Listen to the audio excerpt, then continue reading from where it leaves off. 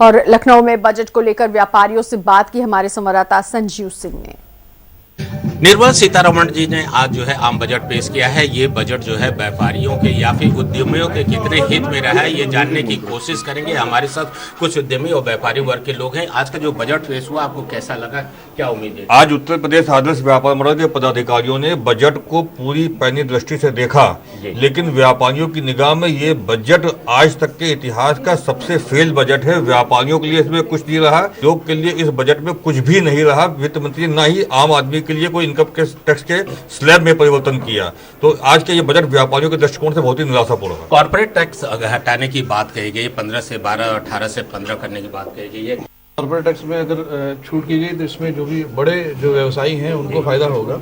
इसमें जो छोटा जो हमारा व्यापारी है उसको कहीं पे कोई राहत, कोई फायदा नहीं मिलेगा। कोई फायदा जो ट्रेन चलाने की बात कही गई है, इसके अलावा जो है NHIA का जो है विस्तारीकरण किया जाएगा तो कितना असर अर्थव्यवस्था पे पड़ेगा। अगर रेलवे के अंदर इंफ्रास्ट्रक्चर के ऊपर खर्चा ज़्यादा किया जा रहा है, ये बहुत अच्छी बात है। और कॉर्पोरेट टैक्स जो कम किया है ये सबके लिए किया है, छोटे व्यापारी के लिए भी, बड़े वाले। अगर आप कंपनी में ये अच्छा स्टेप है, 3% की कमी इंटरनेशनल स्टैंडर्ड से भी कम है। 15% है इंटरनेशनल, उससे अगर 12% हम लोग, ये बहुत अच्छी बात है। जिस तरह से रोजगार की भी बात कही गई है और इसके अलावा जो है SIME के लिए भी जो पैसे देने की लाखों करोड़ रुपए देने की बात की गई है, तो इसका कितना असर जो है उद्यमियों को पड़ेगा और कितना फायदा होगा? नहीं, MSME सेक्टर में उन्होंने अभी 5 लाख करोड़ रुपए का जो है वो कर दिया गारंटी स्कीम, 1 साल के लिए बढ़ा दी गई, लेकिन उसमें कोलैटरल जो है वो पूरा ले रहे हैं गारंटी, और वो 5 लाख करोड़ डिसबर्स नहीं हो पा रहा है। अगर वो डिसबर्स हो जाए तो शायद बहुत अच्छा काम हो जाएगा MSME सेक्टर में। कुछ महिलाएं में उनसे भी जानने की कोशिश करेंगे कि आप लोग भी बहुत देर से जो है बजट को देख रही थी, क्या लग रहा है कि महिला हित की बात की जाए तो महिलाओं को लेकर जो है कैसा रहा ये बजट? बहुत अच्छा तो नहीं कहेंगे बजट।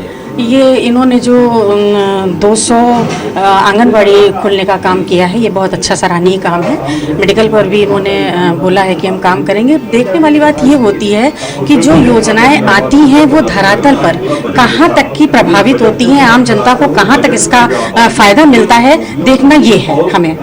तो इसके अलावा इन्होंने जो है डिजिटल क्लासेस को आगे बढ़ाया है। मुझे नहीं लगता इससे बहुत ज़्यादा एजुकेशन की फील्ड में लोगों को फ़ायदा मिलेगा। रोजगार की भी बात कही गई है, इसके अलावा जो है इंफ्रास्ट्रक्चर के जो है विस्तारीकरण की भी बात की गई है।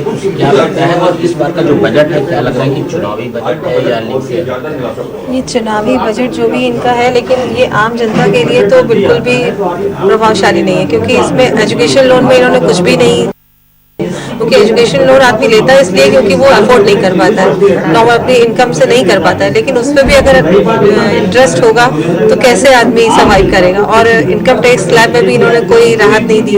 तो एक तरफ से आदमी अगर साफ सुथरा काम करना चाहे तो उसके लिए राहत मिलना बहुत जरूरी है। इस बार के अगर बजट की बात की जाए तो क्या आपको लगता है कि चुनाव से रिलेटेड रहा, या फिर जो है आप उनको 10 में से कितना अंक देंगे इस बार के बजट में?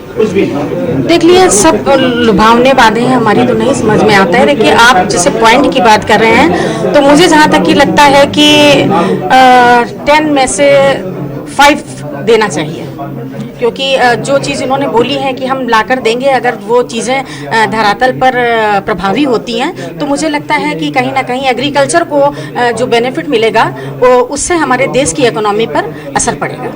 फिर कहा जा सकता है कि इस बार का जो बजट है वो मिला जुला बजट है, उससे कुछ व्यापारी वर्ग खुश भी है, उद्यमी भी खुश है, लेकिन बहुत से लोग नाराजगी हैं क्योंकि उनका ये कहना है कि बहुत से ऐसे जो वर्ग हैं जिनको कोई इस बजट में शामिल नहीं किया गया है। सहारा समय के लिए लखनऊ से कैमरामैन तीर्थंकर बुआ के साथ संजीव सिंह।